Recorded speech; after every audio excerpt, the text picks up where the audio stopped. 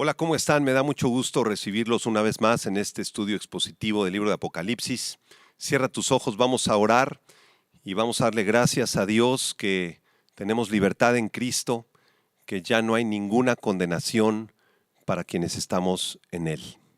Padre, gracias te damos en el nombre de Jesús porque nos concedes el privilegio de recibir este estudio expositivo del libro de Apocalipsis, Señor.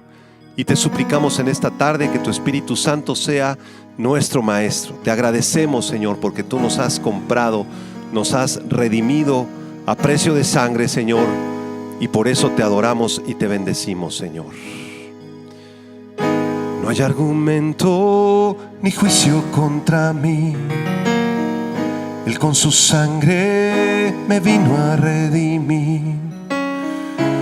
Libre de condenación, ya no soy más un deudor. Él ha pagado la deuda por mí. Yo era culpable y me otorgó el perdón. Manto de gracia de pronto me cubrió. Mis pecados Él borró y mi cuenta canceló. Él ha pagado la deuda por mí. Ahora soy libre, esclavo por amor, precio de sangre. Jesús por mí pagó. Ahora soy libre, esclavo por amor, precio de sangre. Jesús por mí pagó. Él marcó mi corazón,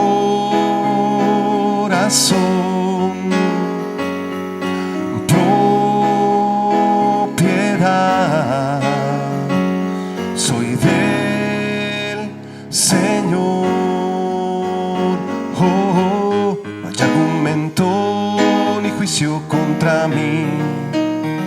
Él con su sangre me vino a redimir. Libre de condenación, ya no soy más un deudor. Él ha pagado la deuda por mí. Yo era culpable y me otorgó el perdón. Manto de gracia de pronto me cubrió. Mis pecados Él borró y mi cuenta canceló. Él ha pagado la deuda por mí. Ahora soy libre, esclavo por amor, precio de sangre.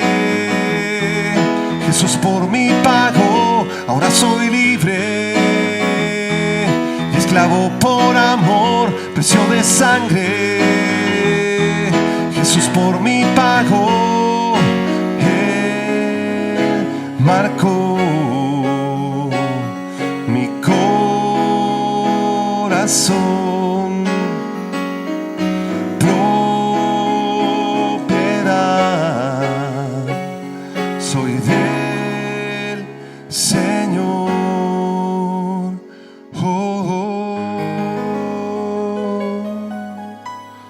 Somos propiedad del Señor, fuimos comprados a precio de sangre. Quiero invitarte a que tomes tu Biblia, tu cuaderno de apuntes y vamos al estudio del libro de Apocalipsis. Bienvenidos sean todos.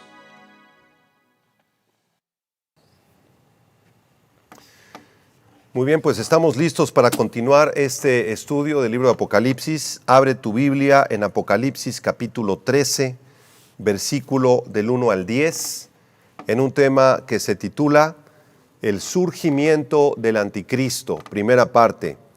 El surgimiento del anticristo, primera parte. Dice así Apocalipsis 13, del 1 al 10. Me paré sobre la arena del mar y vi subir del mar una bestia que tenía 7 cabezas y 10 cuernos, y en sus cuernos 10 diademas, y sobre sus cabezas un nombre blasfemo. Y la bestia que vi era semejante a un leopardo, y sus pies como de oso, y su boca como boca de león. Y el dragón le dio su poder y su trono y grande autoridad. Vi una de sus cabezas como herida de muerte, pero su herida mortal fue sanada. Y se maravilló toda la tierra en pos de la bestia, y adoraron al dragón que había dado autoridad a la bestia, y adoraron a la bestia diciendo: ¿quién como la bestia y quién podrá luchar contra ella? Versículo 5.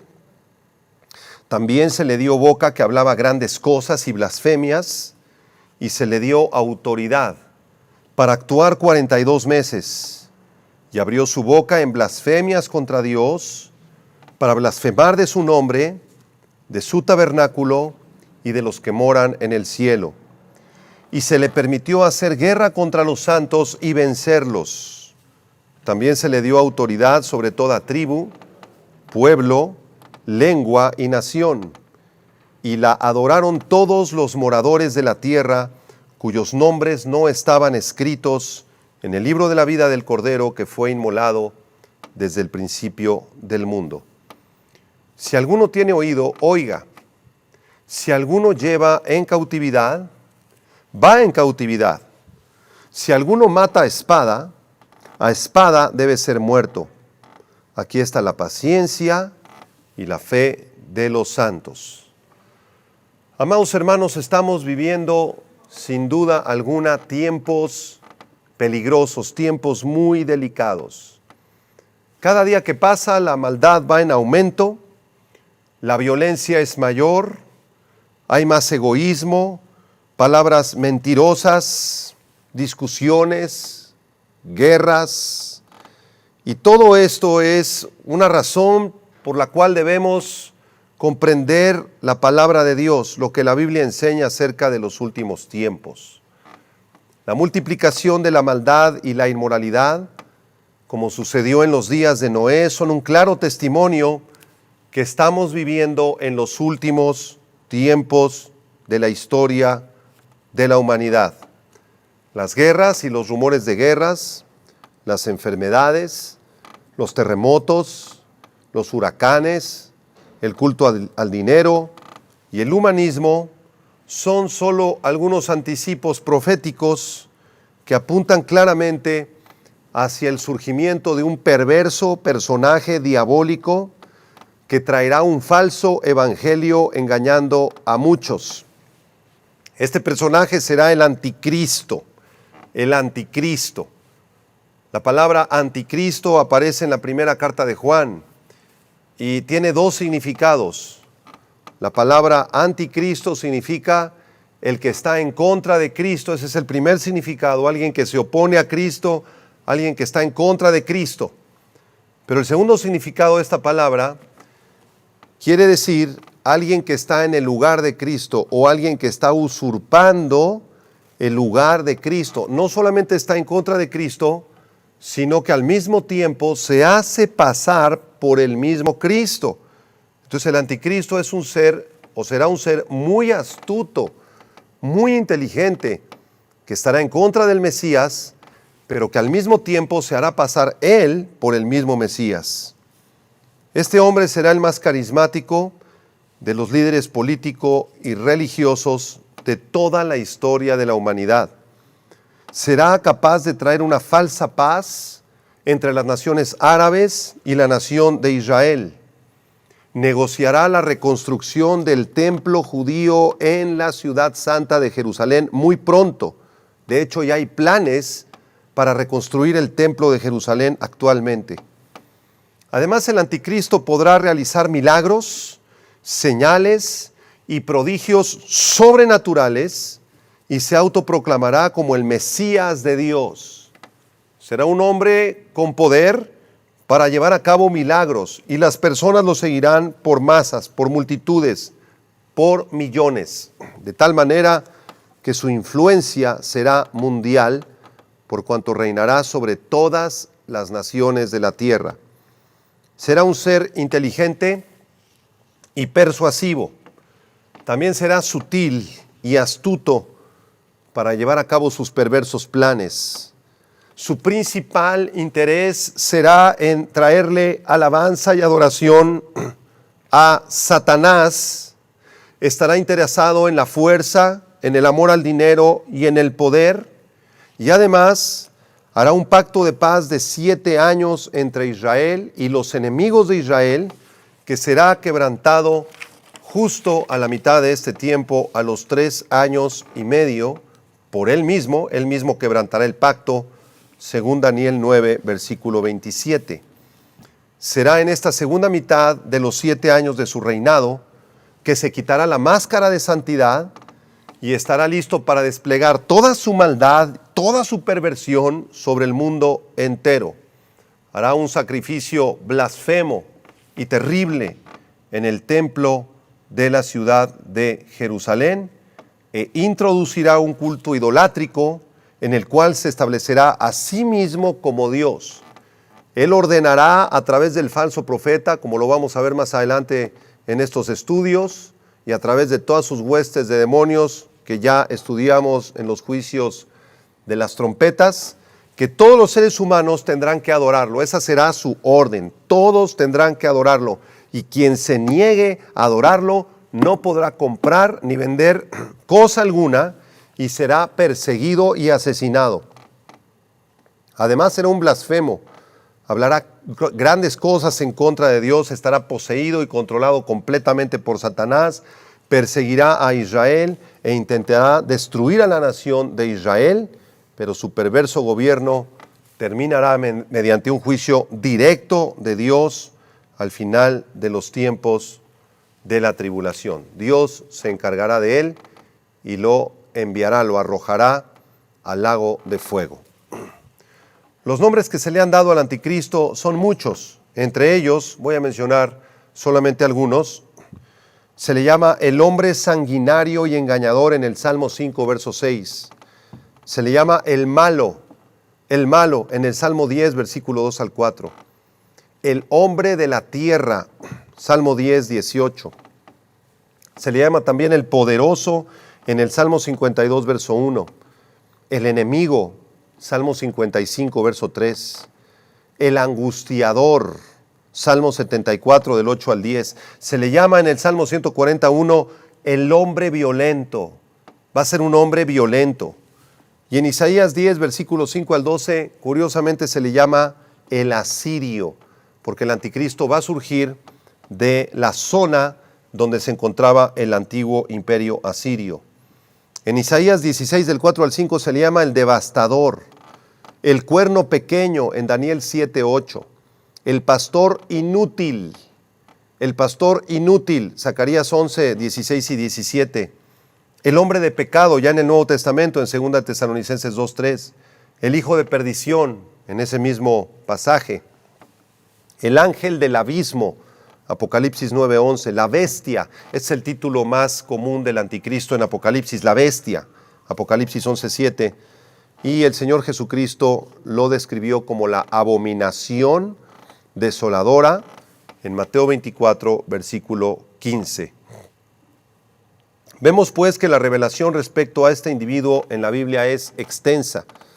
Es posible que el anticristo provenga además de la unión sexual de los más perversos demonios de Satanás, que podrán alterar la genética humana, tendrán relaciones sexuales con mujeres humanas o con una mujer humana, tal como ocurrió en Génesis capítulo 6, y de esta unión de un demonio satánico con una mujer humana, puede ser que nazca el anticristo, imitando el nacimiento virginal de nuestro Señor Jesucristo.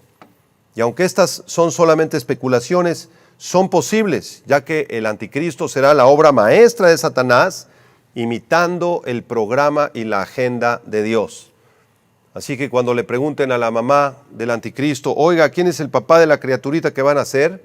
Tal vez ella diga, no tiene papá, simplemente quedé embarazada, igual que la Virgen María. Entonces será una imitación burda, perversa y blasfema del nacimiento virginal del Señor Jesucristo, y esto, aclaro, es solamente parte de la teología especulativa. No hay nada en la Biblia que nos confirme esta teoría, aunque es muy posible. Ahora, algunos teólogos han observado también que el anticristo de la Biblia cumple con los requisitos proféticos del Mahdi del Islam. El Mahdi del Islam es el Mesías de la religión musulmana. La palabra Mahdi, M-A-H-D-I, describe a esta persona, a este personaje que están esperando que surja en el Islam. Por esta causa, es muy posible que el anticristo de la Biblia sea el Mahdi de los musulmanes y que provenga de alguna de las naciones que conformaban el antiguo imperio asirio, como lo describe Isaías 10 del 5 al 12, al anticristo se le llama el asirio. Y las naciones actuales que se encuentran localizadas donde se encontraba el antiguo imperio asirio, apúntalas, es la nación de Siria, Líbano, Turquía, Irak e Irán. Repito, Siria, Líbano, Turquía, Irak e Irán. Entonces, es posible que de estas naciones pueda surgir el anticristo de la Biblia. En el pasaje que vamos a estudiar a continuación, el apóstol Juan nos revela la apariencia y el poder del anticristo. También nos habla de su aparente resurrección y de la gran fama y popularidad que va a conseguir. Vemos cómo el mundo entero le adorará y cómo su malévolo poder actuará por un periodo de tiempo determinado. Este hombre hablará grandes blasfemias, perseguirá a los creyentes que se hayan convertido durante el tiempo de la tribulación, los asesinará a muchos de ellos, aunque jamás podrá destruir sus almas. El anticristo va a encabezar una persecución terrible, como ya lo vimos la clase pasada, principalmente contra la nación de Israel.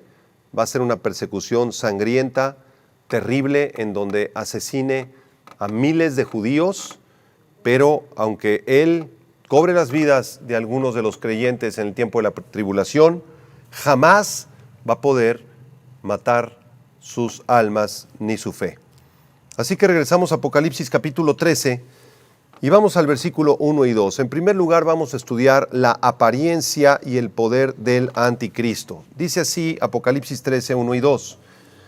Me paré sobre la arena del mar y vi subir del mar una bestia que tenía 7 cabezas y 10 cuernos, y en sus cuernos 10 diademas, y sobre sus cabezas un nombre blasfemo. Y la bestia que vi era semejante a un leopardo, sus pies como de oso, su boca como boca de león, y el dragón le dio su poder y su trono y grande autoridad. Ahora es muy importante que nosotros revisemos los manuscritos más antiguos, porque los manuscritos que fueron o se extrajeron del Códice Sinaético, del Códice Vaticano y del Códice Alejandrino, dicen algo diferente en el versículo 1. La versión Reina Valera dice, me paré sobre la arena del mar, pero los manuscritos más antiguos, que datan del siglo III y IV, como el Códice Sinaítico, dicen, el dragón se paró sobre la arena del mar y vi subir del mar una bestia que tenía 7 cabezas y 10 cuernos.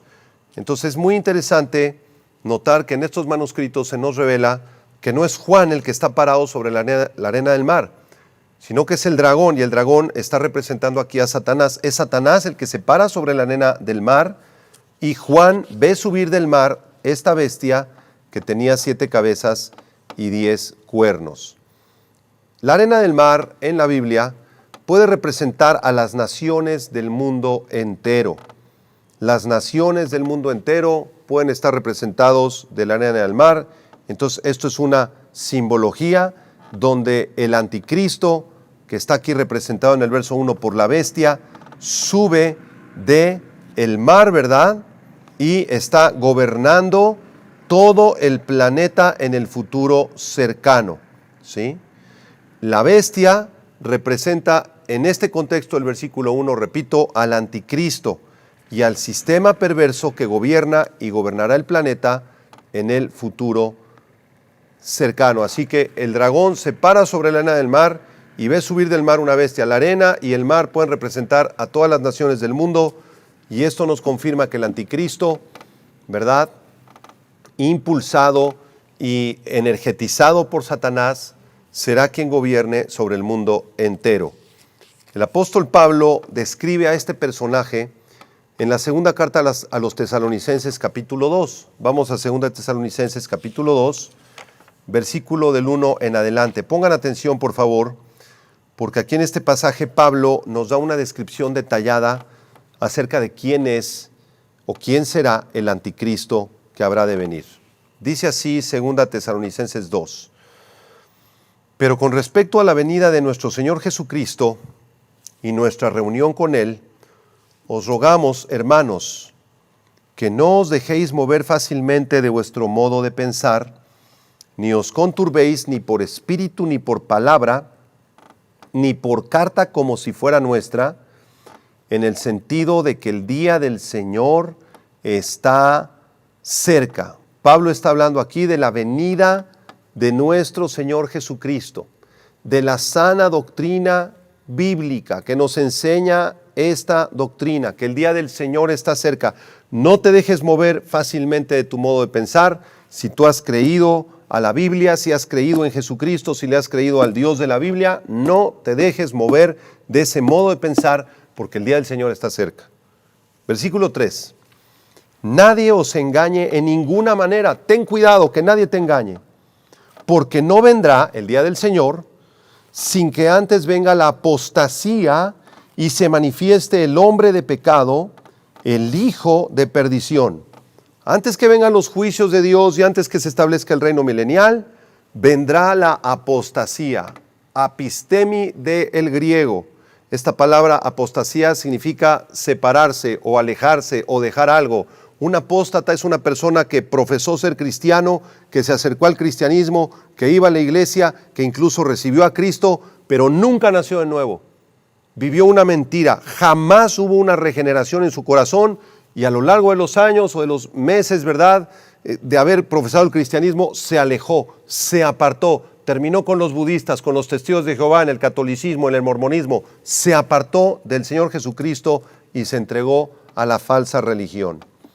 Así que la apostasía vendrá antes que venga el día del Señor y además se manifestará el hombre de pecado, el hijo de perdición. Este hombre de pecado, el versículo 3, el hijo de perdición es el anticristo. Se está refiriendo aquí Pablo al anticristo. Versículo 4, el cual se opone y se levanta contra todo lo que se llama Dios o es objeto de culto, tanto que se sienta en el templo de Dios como Dios, haciéndose pasar por Dios. Este hombre, el anticristo, tomará el lugar del Mesías y se sentará en el templo de Dios en Jerusalén y se hará pasar por Dios, siendo un mentiroso, un engañador y un hijo de Satanás. Versículo 5. ¿No os acordáis que cuando yo estaba todavía con vosotros os decía esto? Y ahora vosotros sabéis lo que lo detiene, a fin de que a su debido tiempo se manifieste. Porque ya está en acción el misterio de la iniquidad, solo que hay quien al presente lo detiene, hasta que él a su vez sea quitado de en medio. El misterio de la iniquidad son las fuerzas diabólicas operando en el mundo actualmente. Ya está en acción el misterio de la iniquidad. Ya se está preparando el surgimiento del anticristo muy pronto, hermanos. Solamente que actualmente hay algo que lo está deteniendo, dice Pablo en el versículo 7. Hasta que ese algo que lo está deteniendo sea quitado de en medio y entonces se manifestará aquel inicuo, el anticristo, ya de una manera descarada. ¿Qué es eso que está deteniendo el misterio de la iniquidad del diablo y del anticristo? Es el Espíritu Santo operando a través de la iglesia. Cuando la iglesia sea removida, sea quitada de en medio, como dice el versículo 5 y el versículo 6, cuando la iglesia sea trasladada al cielo en el arrebatamiento de la iglesia justo antes de los 7 años de tribulación, ahí entonces se manifestará aquel inicuo. Es muy importante que tú entiendas que lo que será removido va a ser la iglesia, no el Espíritu Santo. El Espíritu Santo no va a dejar de estar en el planeta Tierra, porque Él es Dios y es omnipresente. Versículo 8. Cuando sea removida entonces la iglesia y el ministerio del Espíritu Santo dentro de la iglesia, entonces se manifestará aquel inicuo a quien el Señor matará con el espíritu de su boca y destruirá con el resplandor de su venida. Inicuo cuyo advenimiento es por obra de Satanás. Y escucha esto, con gran poder y señales y prodigios mentirosos. El anticristo tendrá gran poder y podrá hacer grandes señales y prodigios mentirosos. Yo pienso que va a hacer milagros de sanidad, va a tener algún poder sobre la meteorología para hacer llover, para hacer que no llueva, sobre los huracanes. Va a poder hacer milagros y prodigios, pero no provendrán de Dios, provendrán de Satanás, serán mentirosos. Versículo 10. Y con todo engaño de iniquidad para los que se pierden, por cuanto no recibieron el amor de la verdad para ser salvos. Por esto Dios les envía un poder engañoso para que crean la mentira, a fin de que sean condenados todos los que no creyeron la verdad, sino que se complacieron de la injusticia.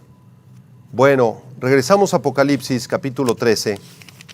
Vean una vez más, por favor, el versículo 1. Satanás se para sobre la arena del mar, ya vimos esto, y vio subir del mar una bestia. Aquí el mar pudiera representar también, además de las naciones del mundo, el pozo insondable que es la mazmorra de los demonios. De acuerdo a Apocalipsis 17, versículo 8, hay un pozo del abismo y de ahí pudiera surgir el espíritu del anticristo. De ahí surge pues la bestia del mar, y Juan ve una característica en esta bestia, en este anticristo. Tenía 7 cabezas y 10 cuernos. 7 cabezas y 10 cuernos, como lo podemos ver ahí en la lámina, en una representación aproximada de cómo será espiritualmente la bestia o el anticristo. Y esto no quiere decir que el anticristo sea una bestia de 7 cabezas y 10 cuernos de forma literal, porque va a ser un ser humano. Más bien hay una representación simbólica atrás de estas 7 cabezas y 10 cuernos. Entonces, esta descripción de las 7 cabezas representa los 7 imperios mundiales que han gobernado el planeta Tierra desde tiempos antiguos. Estas cabezas, como son 7, representan gran inteligencia, y los 10 cuernos que se mencionan enfatizan la fortaleza y el poder para la guerra y para movilizar ejércitos que tendrá el anticristo. Será experto para el ataque y para la defensa. El número 10 en la Biblia representa a la totalidad del poder político y militar del mundo. Así que bueno, vamos por partes. Estas 7 cabezas que se mencionan aquí representan a los 7 imperios que han gobernado el mundo entero desde la antigüedad. Los voy a mencionar brevemente. Número 1, Egipto. Número 2, Asiria. Tercer imperio, Babilonia. Cuarto imperio, Medo-Persia, los medos y los persas. Quinto imperio, los griegos. Sexto imperio, Roma. Y el séptimo imperio o la séptima cabeza representa aquí al antiguo imperio romano revivido. El antiguo imperio romano que feneció en el siglo IV, por allá en el año 300, 400 después de Cristo, cuando los pueblos bárbaros bajaron y comenzaron a hacer destrozos en Europa, ¿verdad? Ese imperio romano, de forma cultural, política y religiosa, se ha perpetuado, aunque el imperio romano ya no existe como tal en la actualidad, pero sí ha influenciado o se ha perpetuado a lo largo de estos 17 siglos de historia, desde el siglo IV, siglo III, de forma política, de forma religiosa y de forma cultural. Así que este imperio romano será la séptima cabeza y podríamos decir que va a ser un nuevo orden mundial. Las reglas de este nuevo orden mundial se encuentran actualmente en un lugar en Estados Unidos que se llaman las piedras de Guidestone, de Guidestone en los Estados Unidos. Y entonces en esas piedras, si tú visitas ese lugar, hay 10 mandamientos que están escritos en hebreo, en griego, en arameo, en inglés, en otros idiomas. El primer mandamiento es reducir la población mundial de 7.400 millones de seres humanos a solo 500 millones de personas. Y el segundo mandamiento es unir a la humanidad en un solo idioma, una sola fe, una sola moneda, una sola religión y una sola economía. Puedes verificar esta información en internet si tú tienes curiosidad de investigar estas piedras de Guidestone, y ahí está plasmado actualmente. Nadie sabe quién puso esas piedras, nadie sabe quién compró el terreno, nadie sabe quién las mandó construir, pero ahí se dan los 10 mandamientos del nuevo orden mundial del antiguo imperio romano revivido, que querrá gobernar este mundo y ya lo está comenzando a lograr. Así que este nuevo orden mundial es precisamente el séptimo imperio profetizado también en el libro de Daniel. Estará conformado por 10 reinos que corresponden a los 10 dedos de la estatua de Nabucodonosor y corresponden también a los 10 cuernos de la bestia de Apocalipsis capítulo 13. Así que vamos a Daniel capítulo 2 por un momento, por favor. Daniel capítulo 2, verso 41 al 44, porque aquí Daniel interpreta un sueño de Nabucodonosor.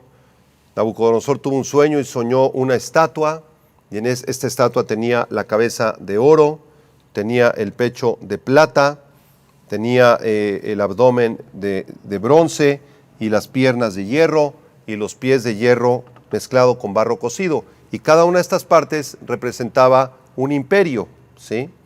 La cabeza de oro representaba el imperio del rey Nabucodonosor, los babilonios, el pecho a los medos y los persas, el abdomen a los griegos, las piernas a los romanos, y los pies y los dedos de los pies correspondían al nuevo orden mundial o al antiguo imperio romano que se levantará en el futuro.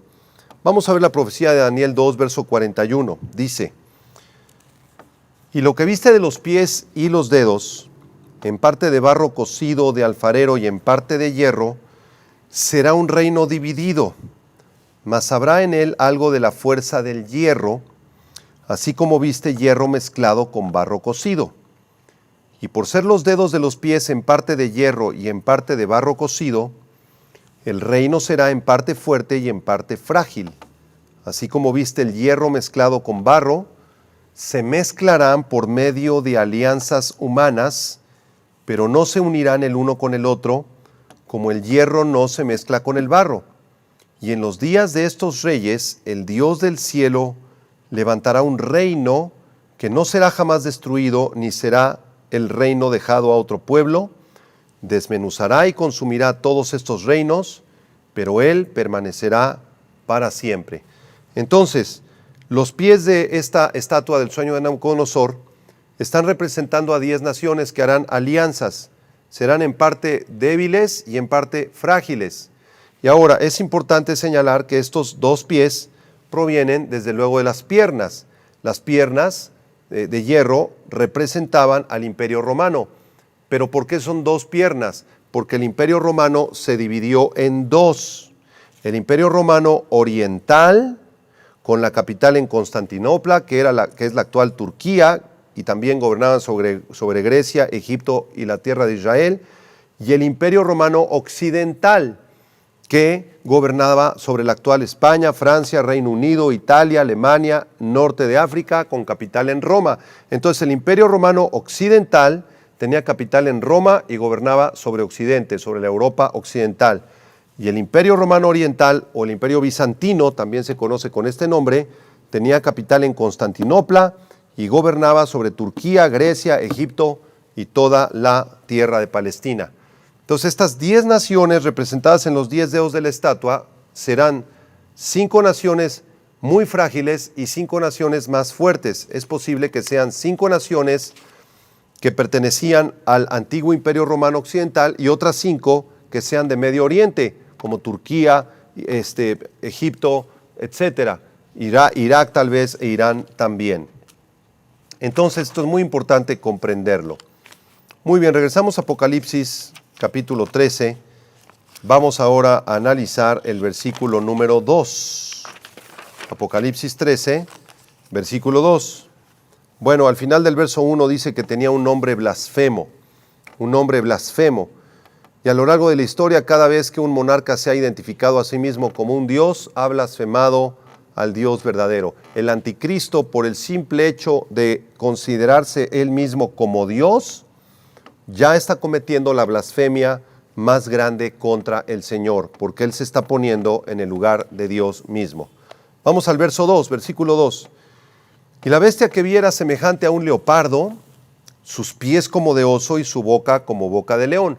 Esto, desde luego, es también en sentido figurado. Así que el anticristo tendrá apariencia como de leopardo, o tendrá una característica como de leopardo. En el libro de Daniel, también Daniel vio esta sucesión de imperios a través de distintas bestias, y vio un leopardo Daniel que representaba el imperio griego, el imperio de Alejandro Magno. Entonces, el anticristo tendrá características semejantes a la de Alejandro el Magno. Va a conquistar con gran rapidez y con gran furia todo el mundo prácticamente. También se nos describe que tiene pies como de oso. En la visión de Daniel, el oso representaba al imperio medo-persa, un animal grande y fuerte que destruye todo a su paso. De la misma manera, el imperio del anticristo va a ser grande, va a ser fuerte, va a destruir absolutamente todo a su paso. Y se nos dice también que tenía boca como de león, boca como de león. El león en la visión de Daniel representaba el imperio de los babilonios. Entonces, el imperio del anticristo va a tener una voracidad, una ferocidad, no va a tener misericordia ni piedad de absolutamente nadie, se va a parecer a los babilonios en ese sentido. Y es interesante que aquí en Apocalipsis 13:2 se nos dice que esta bestia era semejante a un leopardo. Se menciona primero el leopardo, después el oso y después el león, es decir, el imperio griego, medo-persa y babilonio. Pero en el libro de Daniel se menciona primero al león, después al oso y después al leopardo, porque Daniel lo está viendo en orden cronológico. Primero los babilonios, luego los medo-persas los conquistaron y luego los griegos conquistaron a los medo-persas. Entonces, esto es muy, muy interesante en la Biblia, porque desde la perspectiva de Juan en Apocalipsis, Juan lo está viendo desde el presente hacia el pasado. Entonces, hacia el pasado, primero fueron los griegos, el leopardo, los medo-persas, el oso y los babilonios representados por el león. Pero desde la perspectiva de Daniel, él lo está viendo desde su presente hacia el futuro. Entonces, primero fueron los babilonios, representados por el león, luego los medo-persas por el oso, y los griegos por el leopardo. Qué interesante, qué precisión tan grande vemos aquí en la Biblia. Muy bien, versículo número 2 para terminar. Este versículo dice: y el dragón le dio su poder y su trono y grande autoridad. Aquí el dragón representa sin lugar a dudas a Satanás, que significa adversario o enemigo. La palabra hebrea Satán quiere decir adversario o enemigo. Entonces, Satanás, que primero fue Lucifer y fue expulsado por Dios allá en Isaías capítulo 14 y Ezequiel 28, será quien le entregará todo su poder y todo su trono al anticristo. Le dio también grande autoridad, dice el versículo 2. Así que todo el poder, toda la autoridad, todo el dominio, todo el trono, la esencia misma de Satanás será plasmada en su obra maestra, conocido como el anticristo. ¿Qué está haciendo Satanás? Una imitación falsa, burda, malvada y fracasada de Jesucristo. Porque de la misma manera como el Padre mandó al Hijo, y el Hijo es la imagen de su sustancia, y el Hijo comparte la deidad con el Padre, y por Él fueron hechas todas las cosas, las que hay en el cielo y en la tierra, de la misma manera Satanás querrá transmitir toda su esencia, su poder, su dominio, su trono, su autoridad en la persona del anticristo. Vamos ahora a estudiar el versículo 3, por favor, y en segundo lugar analizaremos la resurrección engañosa del anticristo. Dice el versículo 3: vi una de sus cabezas como herida de muerte, pero su herida mortal fue sanada, y se maravilló toda la tierra en pos de la bestia.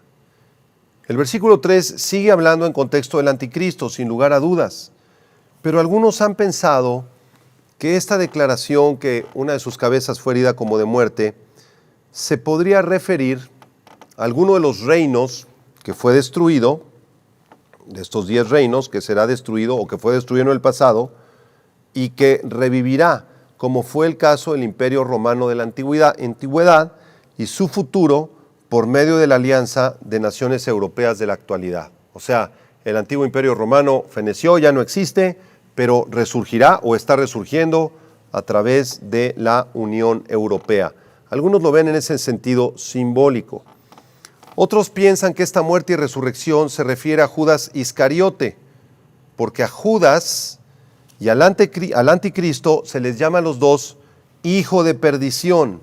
En Juan 17:12 y en 2 Tesalonicenses 2:3 se les llama tanto a Judas como al anticristo el hijo de perdición.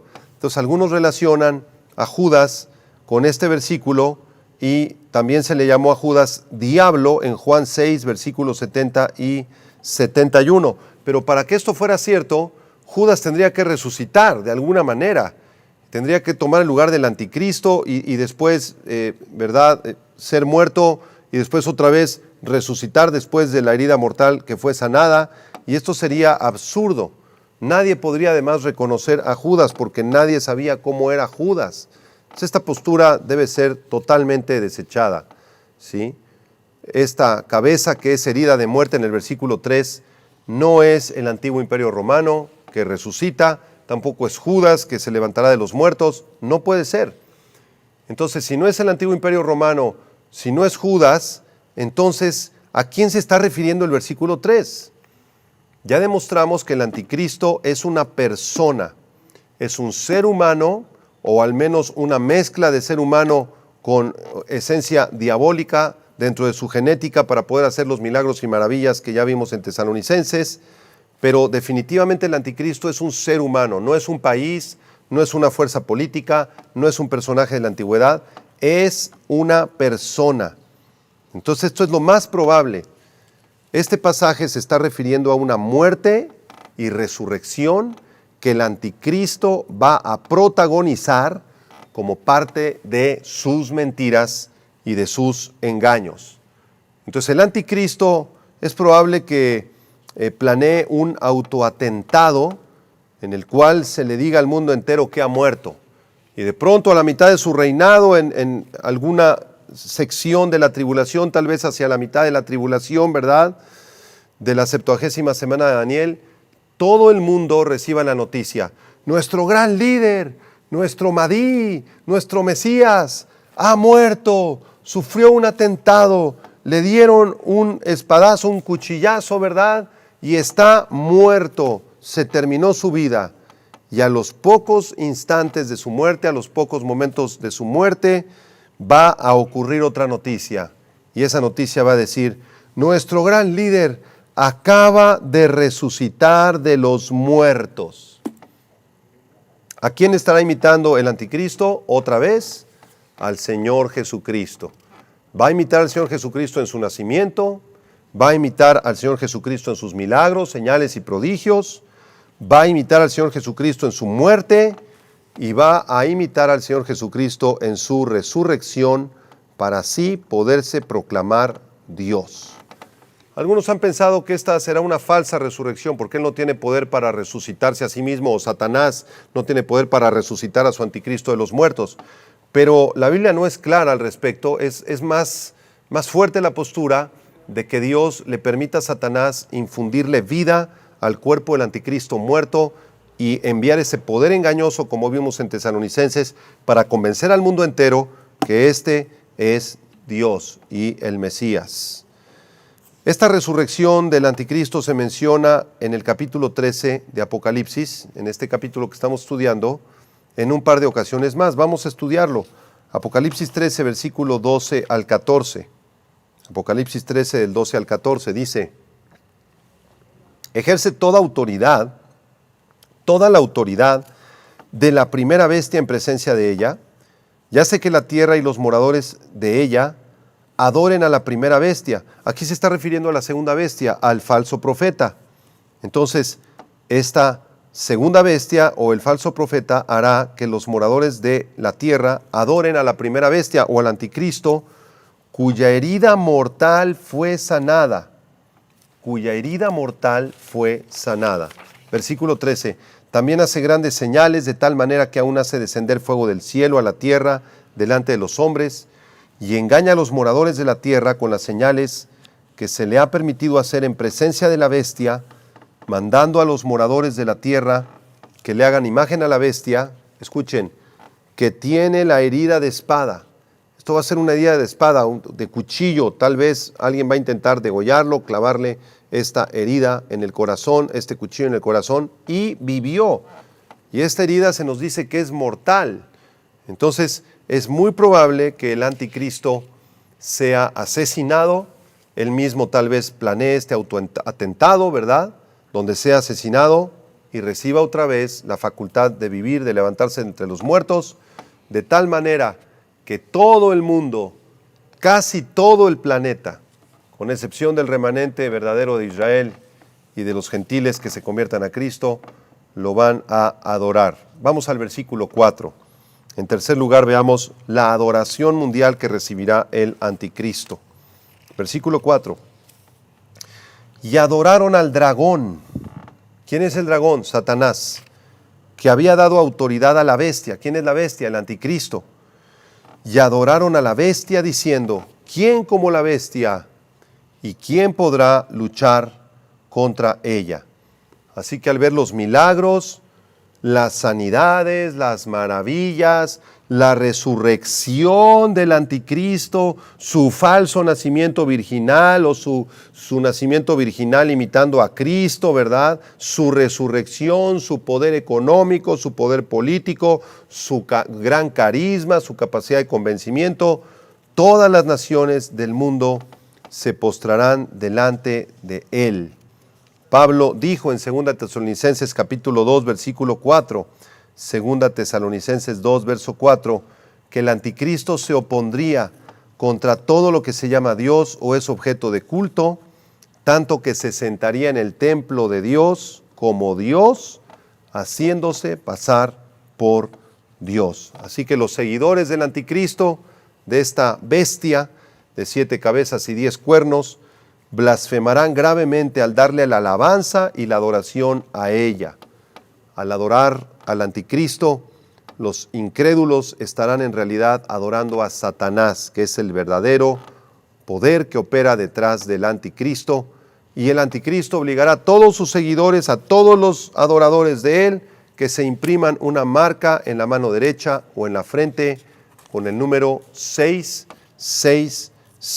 Esto está en Apocalipsis 13, versículo 16 al 18. Hacía que a todos, pequeños y grandes, ricos y pobres, libres y esclavos, se les pusiese una marca en la mano derecha o en la frente, y que ninguno pudiese comprar ni vender, sino el que tuviese la marca o el nombre de la bestia o el número de su nombre. Aquí hay sabiduría.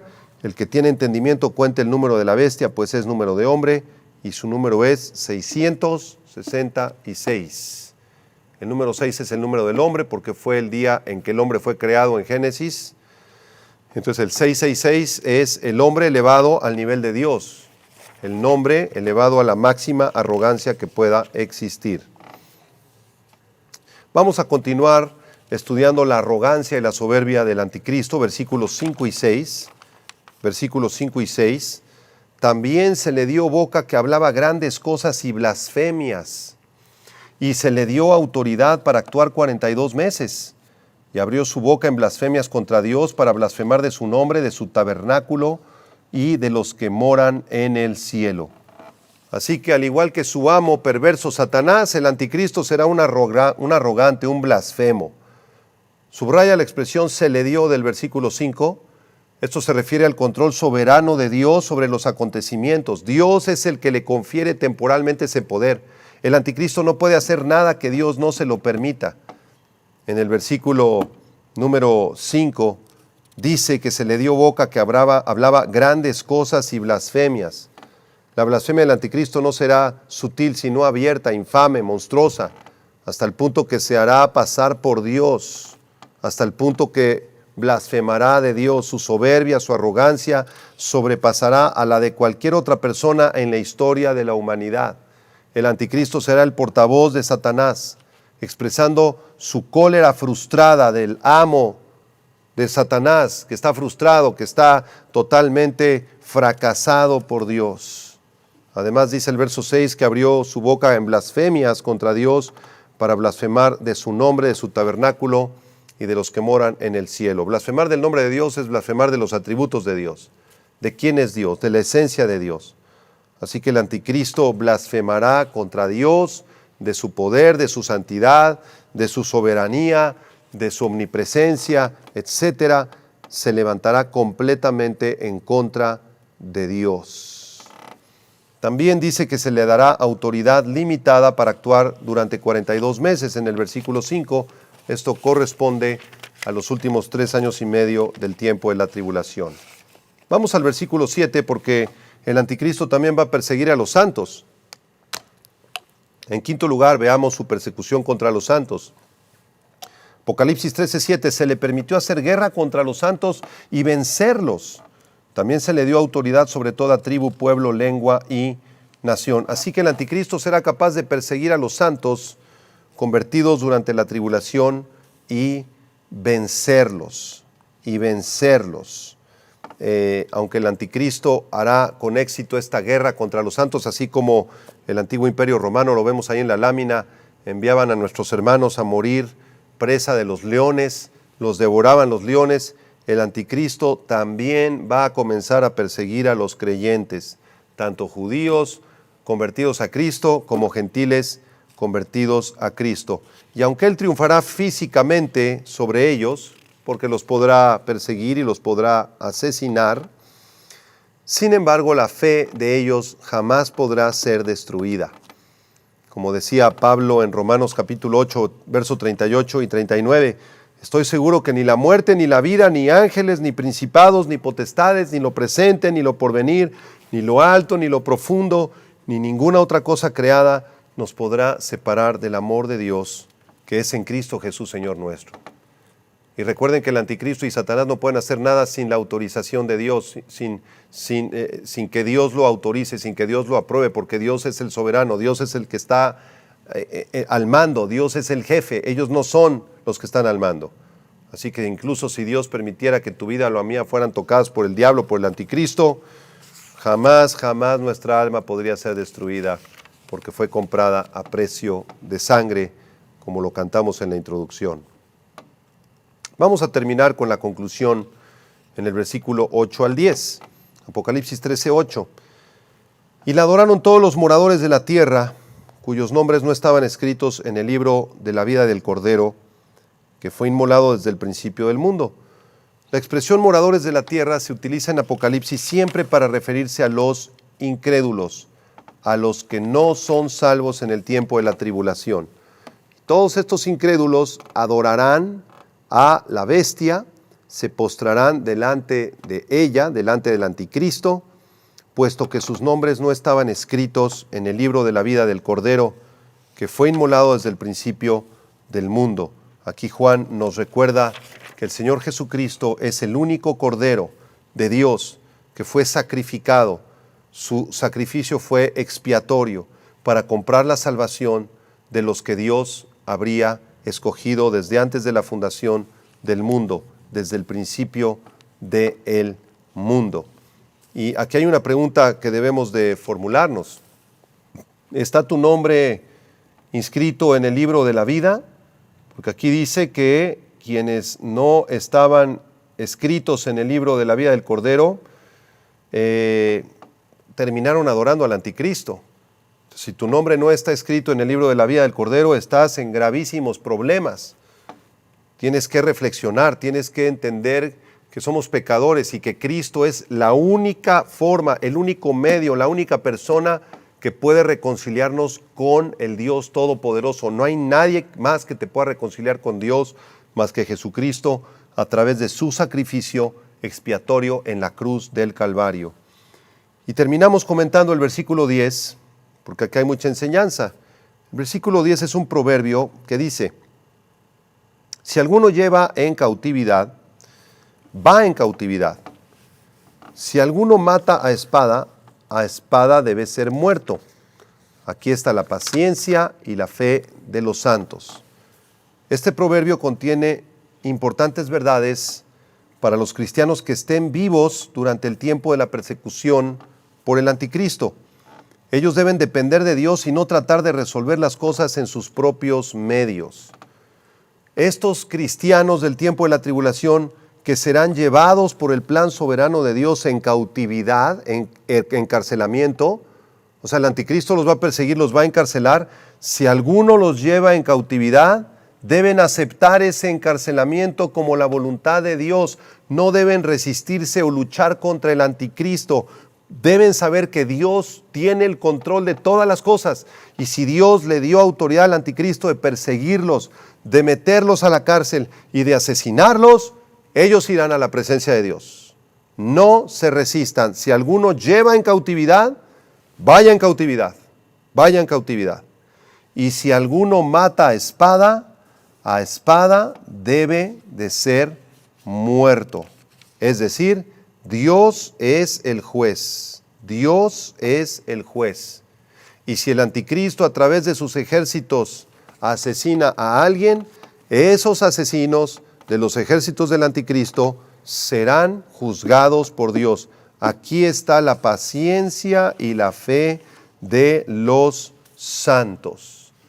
Entonces los verdaderos cristianos serán probados hasta el punto de la muerte en el tiempo de la tribulación, cuando el anticristo los persiga, los golpee, los maltrate, los humille, los torture y los asesine.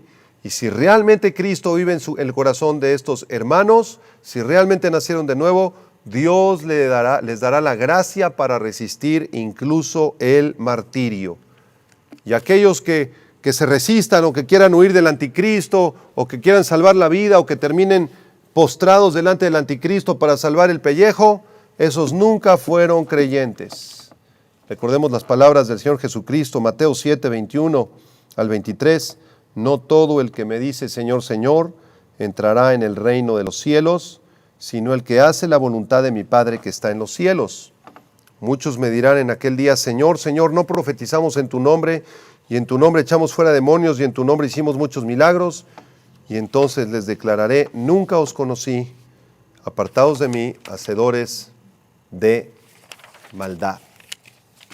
Y la aplicación para nosotros es la siguiente: ¿realmente eres creyente? ¿Realmente estarías dispuesto a dar tu vida por Cristo? ¿Realmente amas al Señor con todo tu corazón, con toda tu alma y con todas tus fuerzas? ¿O solamente estamos jugando a un cristianismo absurdo, aburrido, ridículo y religioso? Estos tiempos del surgimiento del anticristo están muy cercanos. Tal vez el anticristo ya en los próximos años se manifieste, o tal vez ahorita ya su madre ya esté embarazada, o incluso sea ya un bebé recién nacido, o hasta un niño o un adolescente, que ya en los próximos pocos años se va a manifestar. Así que es muy importante que tú tomes una decisión por Cristo. Si no la has tomado, tú debes decidir de alguna manera si vas a seguir al Hijo de Dios, si Cristo va a ser tu Señor y Salvador, o si lo vas a rechazar. Todos los seres humanos tienen que tomar una decisión por Cristo. Todos, no hay excepción. Si tú dices, yo rechazo a Cristo, son mentiras, son cosas de religión, a mí no me molestes, todo es dinero, déjame en paz, ya decidiste rechazar a Cristo. Pero si tú en esta tarde le entregas tu corazón y tu vida, te arrepientes de tu maldad y tus pecados, el Señor promete librarte de la muerte eterna y de ser un adorador del nuevo orden mundial, del antiguo imperio romano revivido y del anticristo que está a punto de manifestarse. Tú toma la decisión. Termino comentándoles el versículo más triste de la Biblia. ¿Saben ustedes cuál es el versículo más triste de la Biblia? Apocalipsis 20, verso 15. Dice, el que no se halló inscrito en el libro de la vida fue lanzado en el lago de fuego. Versículo más triste de la Biblia. ¿Por qué más triste? Porque la mayoría de los seres humanos en el tiempo de la tribulación serán arrojados al lago de fuego porque adorarán al anticristo. Y la mayoría de los seres humanos actualmente tampoco adoran al Señor Jesucristo, están adorando a Satanás y al futuro sistema de gobierno satánico y diabólico. Entonces yo quiero invitarte en esta tarde a que tú le rindas tu vida a Cristo.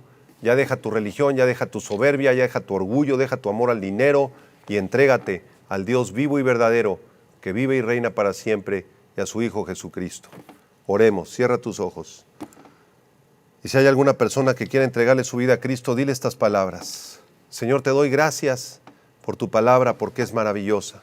He comprendido que soy un pecador, que no te conozco, Señor, que he desperdiciado mi vida, Señor, en cosas inútiles. Reconozco que te he traicionado, que no te he adorado, Señor, que no he reconocido mi necesidad de ti, Señor. Reconozco, Padre, que soy un mentiroso, que he sido idólatra, que he vivido lejos de ti. Pero en este momento te suplico que me concedas el milagro del arrepentimiento, de la fe verdadera en tu Hijo Jesucristo, y que me concedas el milagro de nacer de nuevo. Señor, he aprendido en este estudio que vienen tiempos muy peligrosos, donde surgirá este perverso, malvado, mentiroso, traidor, falseante. Señor, líbrame de adorarlo, líbrame de seguirlo, líbrame de sus engaños, de sus milagros mentirosos, de sus falsas y pecaminosas mentiras. Sálvame, Señor. Te recibo, Señor Jesucristo, como mi Dios y mi Salvador, y reconozco que tú eres el verdadero Mesías, tú eres el verdadero Dios, y tú solamente puedes darme la vida eterna. Te agradezco en el nombre de Jesús. Amén. Amén. Que Dios les bendiga. Nos vemos en el próximo estudio que se titulará El surgimiento del anticristo, segunda parte. No se lo pierdan. Dios te bendiga. Vida Nueva para el Mundo se sostiene y propaga el mensaje de salvación de Jesucristo.